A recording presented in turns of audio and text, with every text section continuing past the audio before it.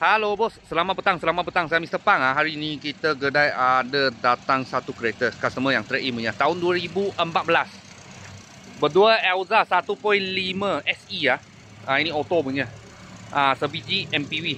Harga jual 22,800 kalau cash. Kalau buat loan bulanan anggaran 400 lebih aja.